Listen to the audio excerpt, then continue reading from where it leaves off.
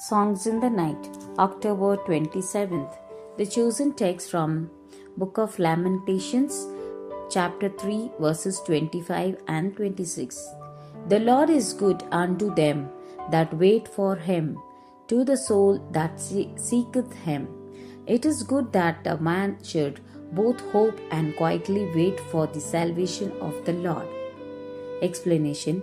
Let us make no mistake, it is a question of inheritance or no inheritance among them which are sanctified. He who is faithful in that which is least acknowledges the Lord and his provisions in the connections with all of his blessings, temporal and spiritual, will be prepared to look forward with continued zeal and will receive the shepherd's care accordingly. On the other hand, those who do not appreciate the meat in due season and the special provisions of this harvest time, these will not be prepared. These will quite likely be deceived by those who endeavor to deceive them and draw them aside to themselves.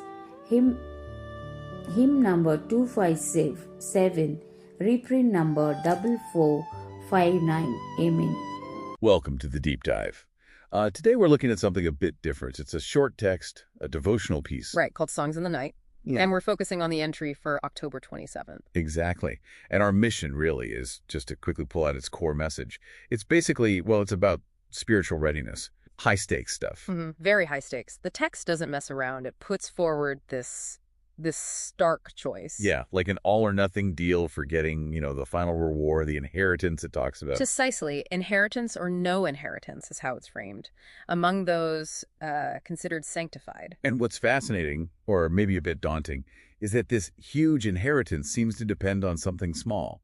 Faithfulness in that which is least. That's the key phrase. So how does that work? The text kind of grounds this in Lamentations chapter 3, verses 25 and 26. Yeah, which talks about the Lord being good to those who wait for him and the goodness of hoping and quietly waiting. Right. So you have a quietly waiting on one hand, which sounds, passive. Sounds passive, yeah. But then you need this active faithfulness in the least. How do those two fit together? Well, that's the connection the text really pushes. The waiting, it suggests, isn't just sitting around doing nothing, it's active recognition. Active recognition. Of what? Of the Lord's hand in everything. Faithfulness in the least, in this context, means acknowledging him and his provisions in all blessings. All of them, like big spiritual insights and just, daily stuff, temporal things. Exactly, both temporal and spiritual. You can't really be waiting properly for the big salvation the text implies if you're ignoring or not appreciating the small everyday provisions right in front of you. Okay, I see. So acknowledging the source of the small things proves you're ready for the bigger things. That seems to be the argument, and there's a reward for doing that, for that kind of faithfulness. Right, it mentions continued zeal, like appreciating the small stuff actually fuels your spiritual energy. Continued zeal, and also receiving the shepherd's care. It suggests this awareness keeps you protected and motivated. Being thankful keeps you moving. Okay, so that's the what to do. But then, like you said, it flips the coin. What's the danger? What happens if you don't do this? Yeah, the warning is pretty stark. It focuses on those who fail to appreciate what it calls the meat in due season. Meat in due season. So like the specific resources or guidance being provided right now for this particular time, this harvest time it mentions. Precisely. The timely, relevant provisions for the present moment. If you don't recognize or value that, then you're unprepared. You're missing what's actually being offered. You're unprepared. Yeah. And crucially, you become vulnerable. The text is very direct here. How so? Vulnerable to what? It warns that people in that state who don't appreciate the current provisions, quote, will quite likely be deceived. Deceived. By whom? By those who endeavor to deceive them and draw them aside to themselves. So external influences looking to mislead. Wow. So not recognizing the internal provisions, the meat in due season, actually opens the door to being led astray by external forces. That's the explicit connection it makes. Neglecting what's currently provided makes you susceptible to deception from others. It's a serious warning about discernment. So Putting it all together from this dive, it seems like there's a clear path outlined, Yes. It links three things, really. That quiet, watchful waiting we talked about. which isn't passive. No, not passive.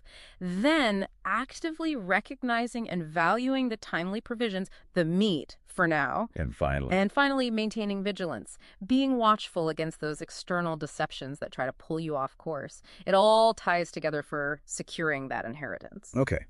So, if faithfulness in the least little thing is the real measure here, it makes you think, doesn't it? What are those seemingly small, maybe overlooked provisions or responsibilities in your own life right now? The things you might be, just taking for granted. According to this text, acknowledging those might be the real test of your readiness, something to really consider.